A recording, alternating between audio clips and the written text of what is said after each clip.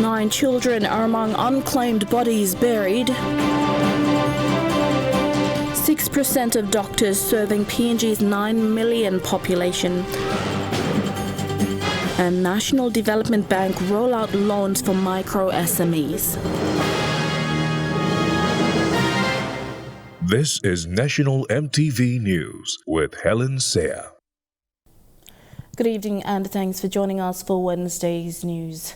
Papua New Guinea's population now stands at an estimated 9 million according to World Population Review. Comparing that to healthcare, doctors only account for just 6.68% of the total population.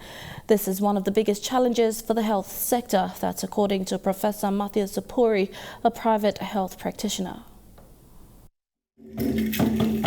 Speaking during the launch of the country's 7th National Health Plan, Professor Matthias Sapuri from the private health sector stated one of the biggest challenges faced in the country in the health space is the lack of infrastructure and human resource development. He commended the 7th NHP for incorporating the human resource component, which was never done in previous national health plans. I'm very pleased that this National Health Plan, which is basically way smarter and better than the last National Health Plan. Why? Because in this current plan, it brought in the HR component into it. And Honorable Prime Minister, the HR component may sound frightening at a budget of about 90 billion, but it's something that our nation has to invest in to ensure that we train the cadres of all cadres of health workers to implement and to work in our country. Professor Sapuri said currently only 602 doctors are actively serving in a country of an approximate population of 9 million. Today, as I speak, there are 602 doctors, including myself, still sitting in the hospital and cutting patients and treating patients. The numbers are low.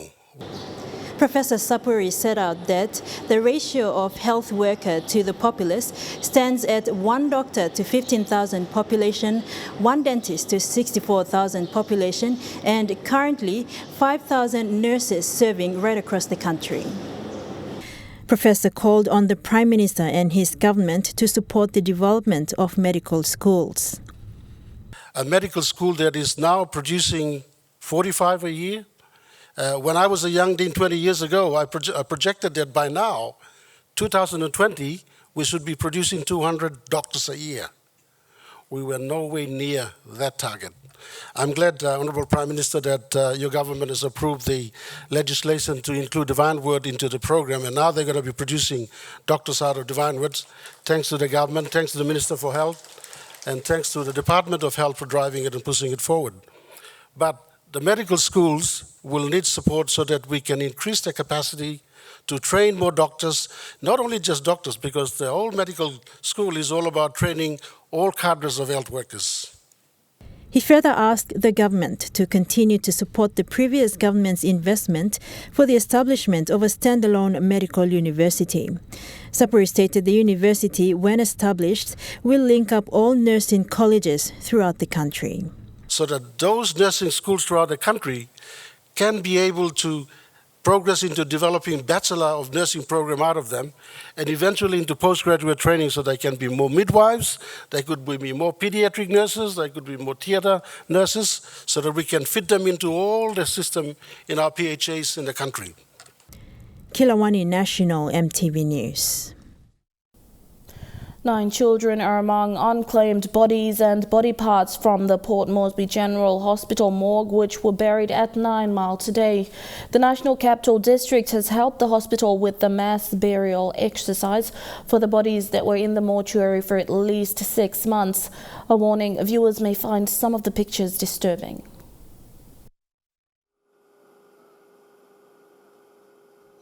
It took almost the whole day for this exercise. Morgue workers carefully attending to the unclaimed from the storage container and into the case woodwork, ready for the final farewell. Nailed to the coffin and engraved with the words of respect.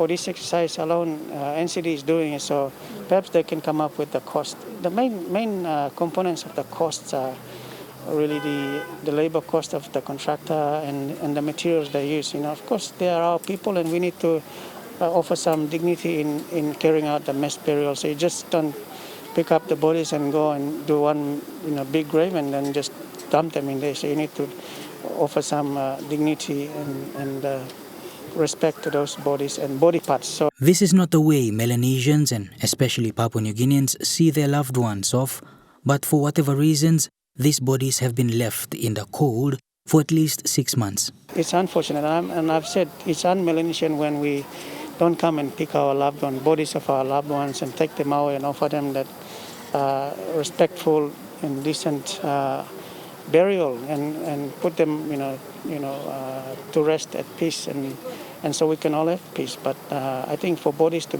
remain, and maybe there are reasons and circumstances that we don't understand. But I think if those people come out and explain to us, we can make circumstances available for them to be able to take their bodies away or leave them. But, leaving bodies for 6 months is too long. 9 children are amongst the forgotten. Human body parts from amputation or accidents are also counted. For this current mass burial, there are about 54 adult bodies, about 9 children, and then about 10 body parts. So, some people have accidents, some people have disease, injuries that result in amputation of either limbs. Usually body parts are the limbs, upper limbs or lower limbs, above knee or below knee. So those body parts are placed, and often we're seeing that relatives don't come and follow up on the body part. And so we have to do this. But we put in those body parts are also put on a newspaper advertisement for relatives to come and pick. So we've given that time period, and that has lapsed.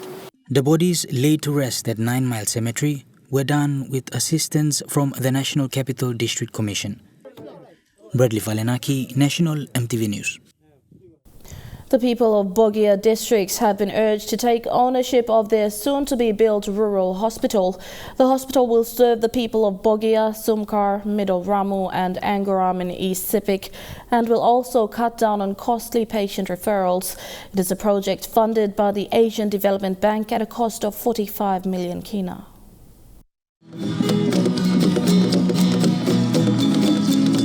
Bogia district is one of 2 districts in Papua New Guinea that has benefited from Asian Development Bank's funded district hospitals. Another district is Pomio in East New Britain. The new hospital would be a level 4 rural hospital and will be located at Daigul, where the existing health center is situated.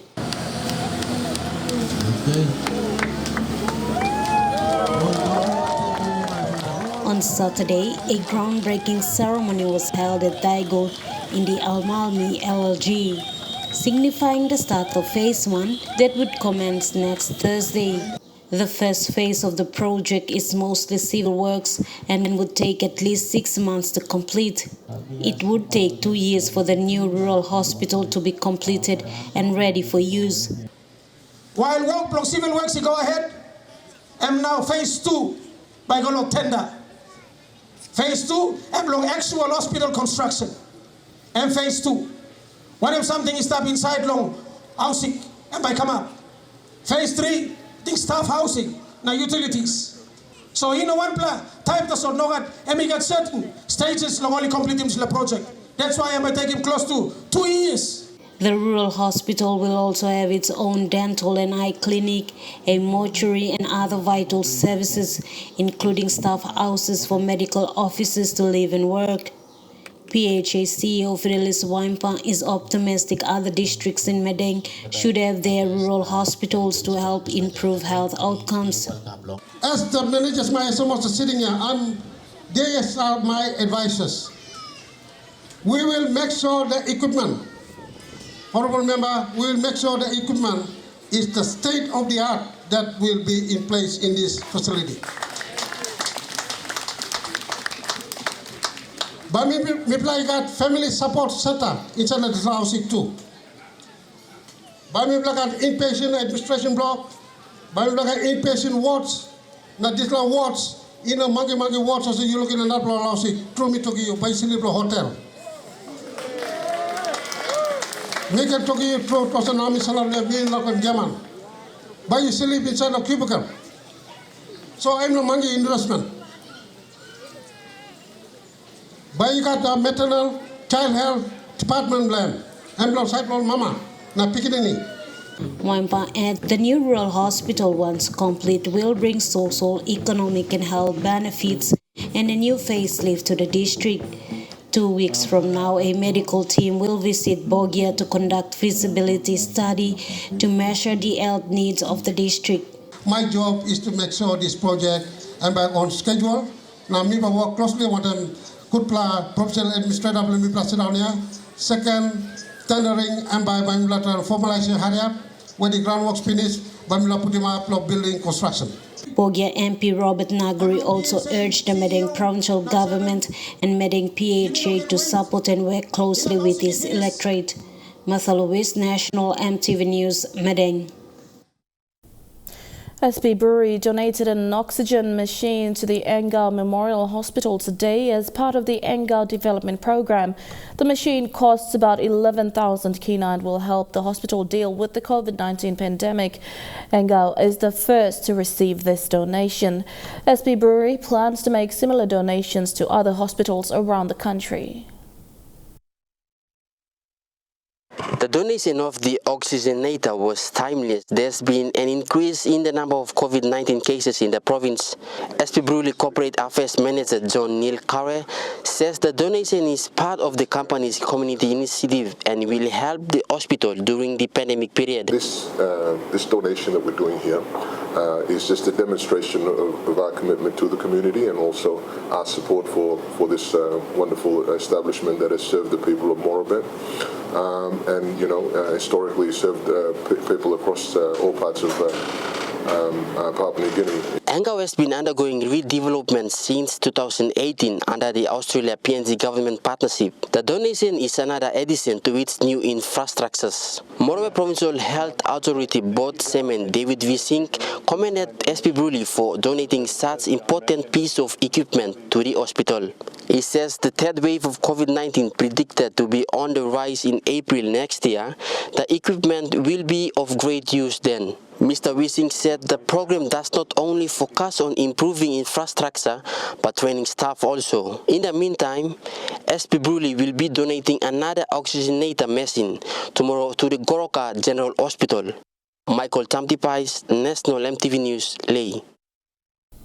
You're watching National EMTV News. We'll have more stories after these short messages. Stay with us.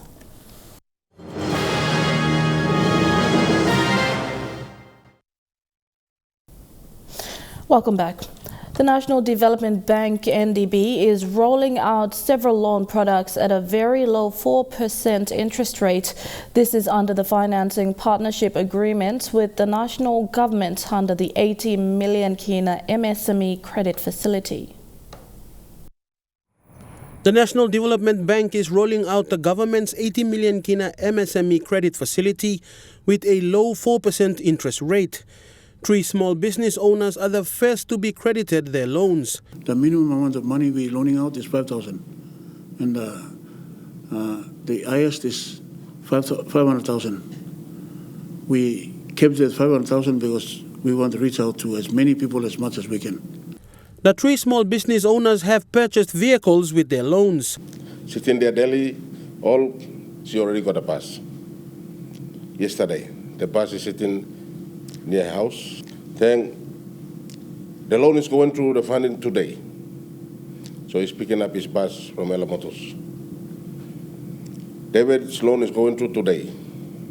He's picking up the open back to operate the Hiritano Highway. Delhi Olg is the first customer to get the loan approval and has bought a bus. NDB MLP Mol Mama. Women in business na mi bin come inside.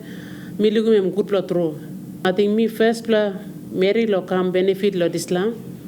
Teng Wendu is in the transport sector as well and using the loan is looking to replace his fleet of aging buses. Mi come lo ye lo inquire ol mangi to kam la 4%. Mi ama straight na mi putim application blumi na wala por bim disla loan blumi. But mi putim disla application mi lagi nubla basi price loan ko da to bank to kan LP mi long disla have money. Mi bla trip la wala por bim disla loan. Mi tok thank you lo bank chairman managing director na branch manager mi tok thank you. David Cover owns a trade store and is using his loan money to purchase a Hino truck.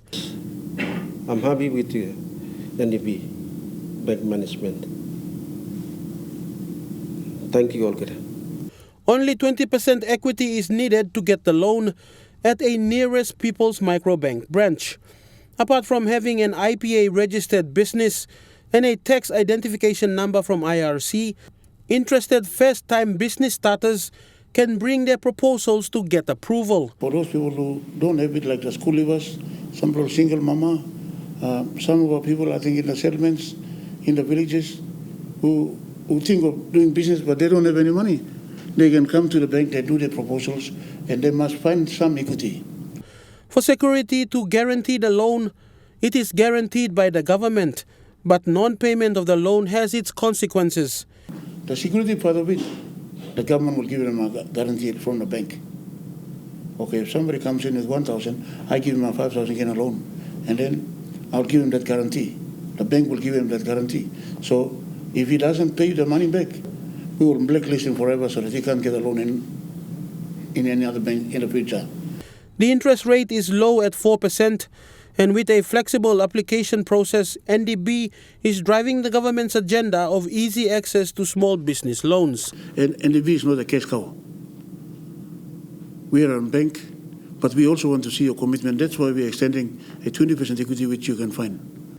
Fidelis Sukina, National EMTV News. The PNG Forest Authority has signed a record of discussion with Japan International Cooperation Agency to improve the monitoring of forest logging operations in the country. The signing was done in Port Moresby and aims to tighten logging code practice. These efforts to address forest degradation and promote low emissions in the field. The signing is significant to tighten the monitoring of forest logging. Phase 1 and 2 has been a success, with the signing to see Phase 3 commence. JICA says PNG's vast forest vegetation is critical as the country develops. The new project aims to strengthen the capacity of stakeholders to implement procedures such as the Logging Code of Practice, LCOP, for logging population and the natural regeneration in order to improve the situation of forest degradation and promote low emission logging. PNG's forest vegetation has always come under criticism over its harvesting and the logging businesses that involves.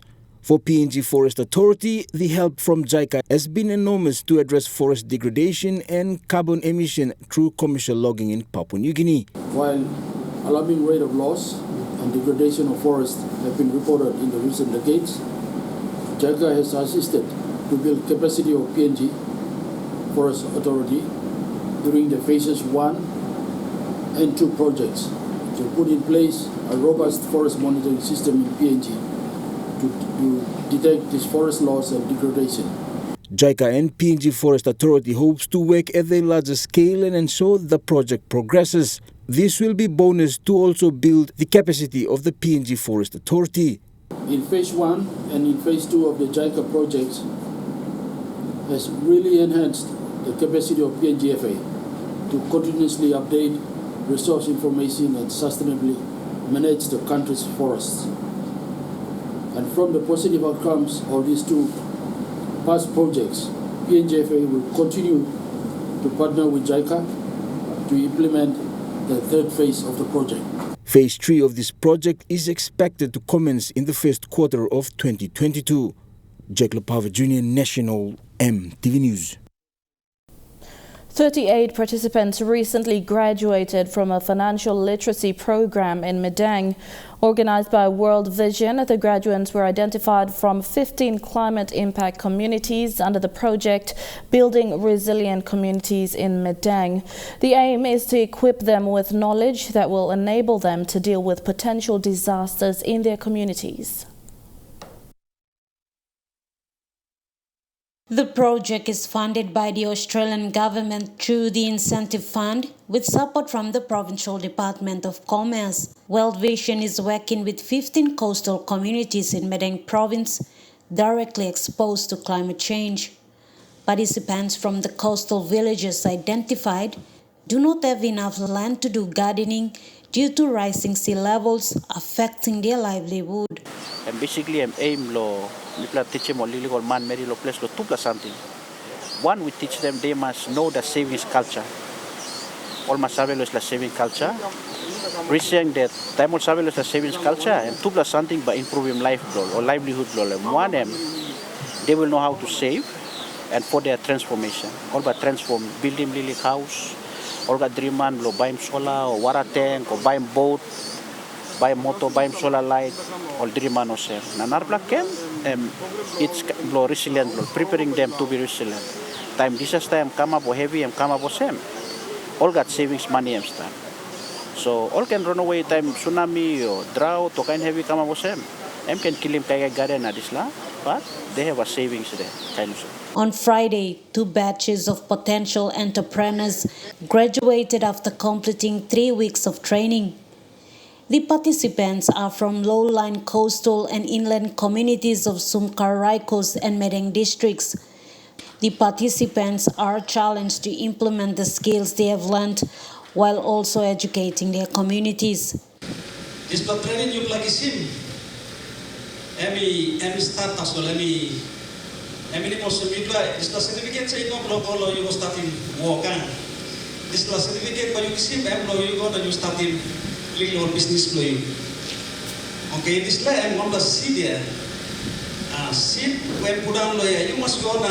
If you start, you must go growing the seed. Suppose you know growing, and by die. Martha Lewis, National EMTV News, Madang. The recently passed national budget has been described as a pro-provincial government budget. Governor for Oro, Gary Jufa, made this statement while commending the Marape-Basel government for the opportunity given to all provinces to have a part in influencing the outcome of the national budget. Oro provincial government, under the Public Investment Program funding in the 2022 national budget for the next 5 years, for the first time received funding for DSIP or District Support Improvement Program and PSIP or Provincial Support Improvement Program. Oro Governor Gary Jufa says prior to the Marape-Basel government, the province has been missing out on the PIP funding. Oro province got a 130 million kina budget and more than 30 million kina in development funds. And I want to highlight here that in the past, prior to the Marape government, prior to 2019, we never received development funds. Never. Especially via the PIP. From 2012 until 2018, we did not receive a single PIP project. Even though we had submitted year in, year out, we never received a single PIP project. Adding, a number of projects are now set for implementation pending procurement process. We were only fortunate to receive PIP projects after the government was changed and the Marape government came into office. As a result, we are now seeing roads being maintained, we are now seeing infrastructure being maintained, and we have a number of projects that are ready, good to go. And after they have been processed by the Provincial Procurement Committee or the National Procurement Committee, we anticipate these projects rolling out. The governor apologized for the lack of services to the province prior 2019, adding this is due to his stance against the previous government's intentions. I want to inform the people of Oro that these funds, these projects are yours. You are entitled to them. I apologize that you have been missing out for so long. It is because we have been outspoken about certain issues. It is because we have not complied with the previous government's intentions, their desires, their decisions. We have actually come out and pointed out some of the things that they have done wrong. And as a result for that, we have been punished. Giving assurance to the people of Oro. But these are your funds. These are your projects. And I've heard a few people commenting that this is just because it's the eve of elections. Not at all. These are projects that were destined for you and that are coming about because the Marape-Basel government is definitely being fair in the distribution of the budget. Jufa commends the Marape Basil government for a fair national budget. 2022 budget, according to the provinces, I can state that most provinces are quite happy with the budget. They're actually very happy with the Marape government. This is a pro-provincial government, and the Prime Minister has always made sure that he has given the time of day to governors to have their say. And it's a wonderful experience for us to be able to have a say, to be able to communicate with the NEC and the Prime Minister and various ministers and influence the outcome of the budget so that we as provinces can also benefit. Kilawani National EMTV News. And now looking at the NASFund market report, the Kina closed unchanged at $0.2850 in the interbank market. At Bank South Pacific, your Kina is buying $0.2775 $0.3929 Australian dollars, $0.4073 New Zealand dollars and 30.72 Japanese yen. Looking at commodity prices at New York close, gold is trading lower, coffee and cocoa closed higher, copper closed lower. Crude oil is trading higher, palm oil and copper closed lower. And on the stock market, the Dow Jones closed lower, the ASX 200 is trading lower, and the All Ordinaries is trading higher. National EMTV News continues with more stories after these messages. Stay with us.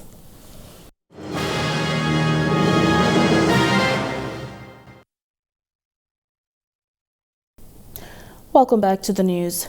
Prime Minister James Marape says Papua New Guinea will remain open for more direct investment in the mining and petroleum sector. He said his government will remain committed to collaborate and partner investors and also uphold legal agreements signed between stakeholders. The Prime Minister mentioned this at the recent conference hosted by the Chamber of Mines and Petroleum in Port Moresby.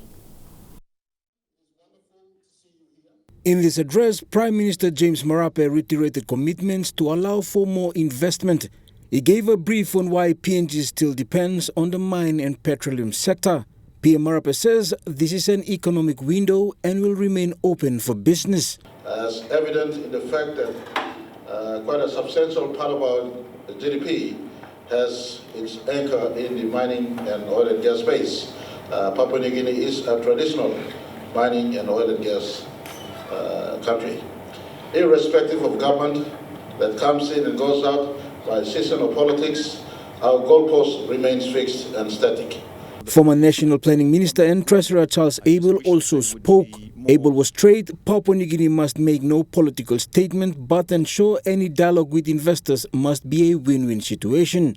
The former state minister said he distrusts equity and hopes smaller people will see conversion of the resources to improve access to services and a better life. Let's base our policies on facts and figures, and let's make decisions quickly to give certainty to the industry. Because ultimately the people of Papua New Guinea suffer at the end of the day. The webinar conference also included sessions and panel discussions amongst representatives across different sectors, both in the public and private sector. The Prime Minister said while the petroleum sector will focus to generate more revenue, he also briefly spoke of the switch to downstreaming resources in the country. He says this is an agenda his government wants to drive forward. And so the value-adding downstream processing concept or discussions we're having as government is not just strictly confined to the mining space or the petroleum space. It's a general step back for us as a body of leaders to look into what we have achieved in the last 46 years. The last 46 years achievement still stands. That 80% of our people remain marginalized and in the rural enclaves of our country. That is a sad statistics I as a leader inherit today. And for the next 10, 15, 20 years, I want to unlock Papua New Guinea so that all citizens have equal opportunity. Jack Lapava Jr., National EMTV News. The member for Samarai Mora, E.C. Henry Leonard, says delivering services to his district is difficult and costly. His district government has hired a barge to deliver goods to his people over the next 2 weeks. At Motukea, the barge is seen loaded with the district goods. The member responsible says it's costly. We know it's expensive For instance, to charter a barge for 3 weeks, it will exceed almost about 500,000 to do the charter. But we have no choice. We have to do it. This is why it's important, and I need to raise this issue, that each district we are given 10 mil. 10 mil is purposely for project funding. But inside the 10 mil, we've never factored in the challenge in cost, especially in the logistics. This is one of the struggles of the district because of its maritime makeup of outer islands. I would like to thank my people of Samurai Murua that we will have some Christmas presents, especially in terms of solar lights, that I will deliver to our people, especially in the Samurai Murua district, and also some street lights and additional stuff for our hospital too. The Member of Parliament will visit the islands over the next 2 weeks. Bradley Valenaki, National EMTV News. The Unity Mall and Supermarket initiative of promoting local SME products and services has received wide attention lately through its 2-week fair that commenced last Friday.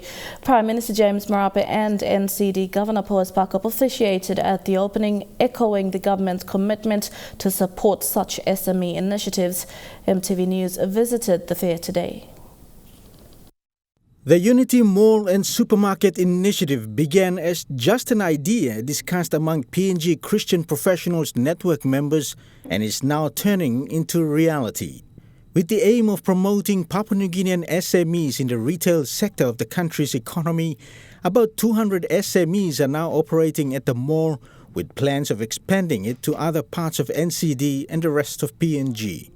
It is a platform created by the CPN platform, but it is owned and driven by members of the network and Papua New Guineans and the churches and Christians and farmers and SMEs get involved. The idea is to create what you call customer-owned supermarkets. The Unity Mall currently comprises of an eatery section, a private clinic, clothing shops and more. The supermarket is still in the pipeline. The 2-week fair event has attracted a wide customer base, including expatriates residing in Port Moresby. So when we moved into this place late last year, early February this year, it was when people were running for cover. COVID is out there and things like that. But because of the network we have and collectively people coming together and uniting, that's why we call it the Unity Mall. Because our idea is to unite the small people together. If we can work together in unity, we can produce any results. And as a result of it, you can see what's here. A long-time strong advocate for SMEs in PNG and Yanguru Sausia MP Richard Maru is supportive of the Unity Mall and Supermarket initiative and took a tour of the stalls at the fair today. Captain and the chairman and everyone involved in the concept of the Unity Mall, this is a private sector driven initiative, and I'm extremely proud as a leader of the country that our own people, our Christian leaders have seen the vision and they're inspired by that and they want to get in and contribute.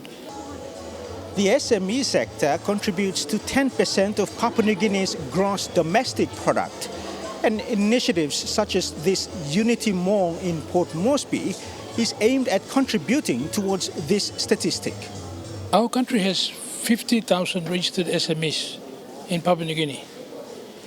New Zealand has over 500,000, a country of 5.5 million people. 40% of the exports of countries like Malaysia is done by SMEs. All the manufacturing industries are all done by small SMEs. They contribute to 40% of GDP. In this country, SMEs only contribute to 10% of GDP. It's a huge area that can be harnessed and developed. The fair event is organized in partnership with NCDC, providing opportunities for entrepreneurs like these mothers who shared their experiences selling their products. My name is Elizabeth. I work with NCDC, currently bus service supervisor.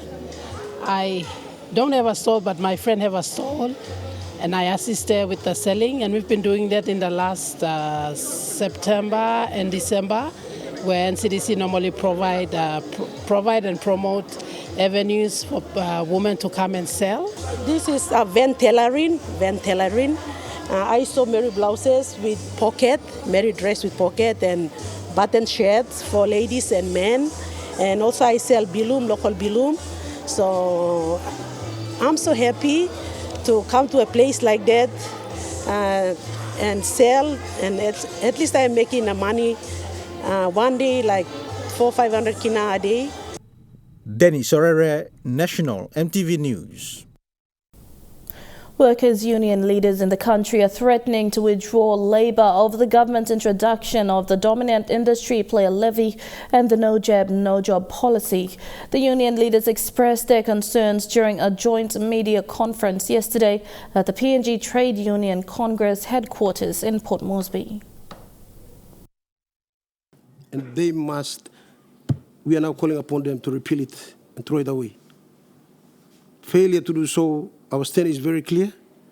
We support our national center. If it means to go for a nationwide withdrawal of labor while waiting for them to discard this one, we will do so. The ball now is in your court. We are sounding the warning. If you want to talk about removing labor, we will do that for you. Don't worry, that's simple as APC. You know, people are sounding. This is about families' welfare. This is about children's tomorrow. And we have the department that's responsible, playing politics over this human concern. As our union stand goes, as far as our national center goes, I think the workers will have to withdraw labor. The public servants of the country, hear me out. Your contributions are in jeopardy right now. You're watching National EMTV News. Chukai Sports is next. All the details after the break.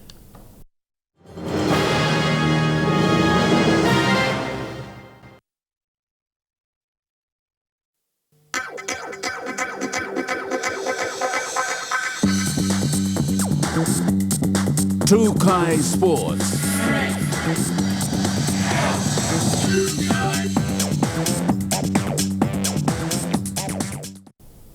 Welcome to Chukai Sports.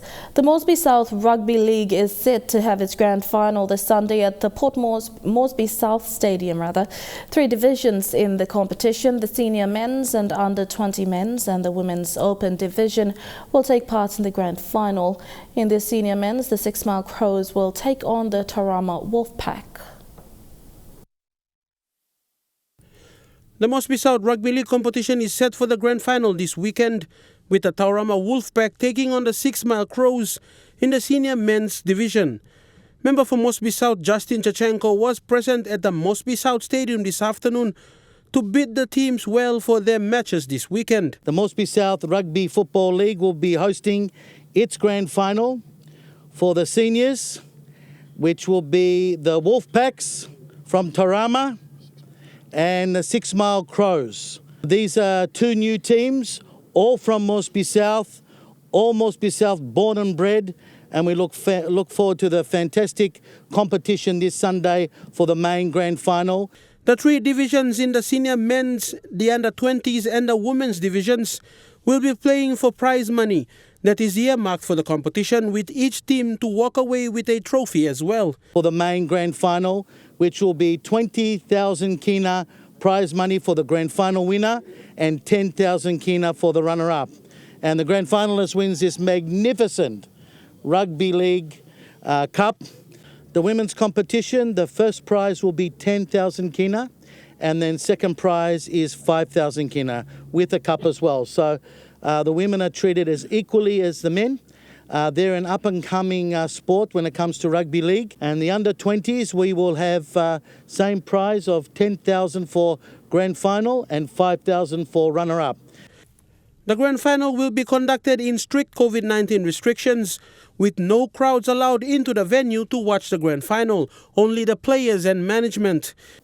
To both teams and all teams that are playing, I wish them all the very, very best. We've had a bit of disruptions throughout the year because of COVID and the requirements that are put in place for that. Unfortunately, we were not able to have a crowd or spectators here for the grand final on Sunday. The grand final fixtures in the three divisions kick off at 10 a.m. with the under-20s grand final, followed by the women's, with the senior men's grand final, the highlight of the day, kicking off at 2 p.m. Moresby South has invested heavily into rugby league. We have a beautiful state-of-the-art facility here with gym, grounds, training program. Everything is here for rugby league in Moresby South. We want to set the standard for the rest of the country. Fidelis Sukina, Trukai Sports. And that ends Trukai Sports, where the details coming up next. Trukai Sports.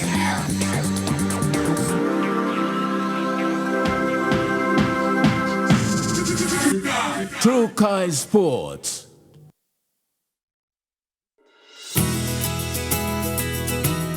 This weather update is proudly brought to you by MoneyPlus, with you always.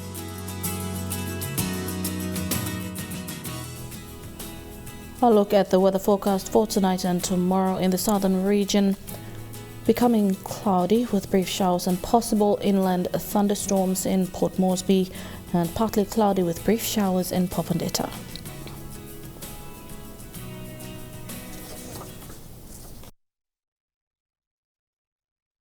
The weather update was proudly brought to you by MoneyPlus, with you always. And that's been the news, sport and weather for Wednesday, 8th December 2021. Until next time, pleasant viewing, be safe and good night.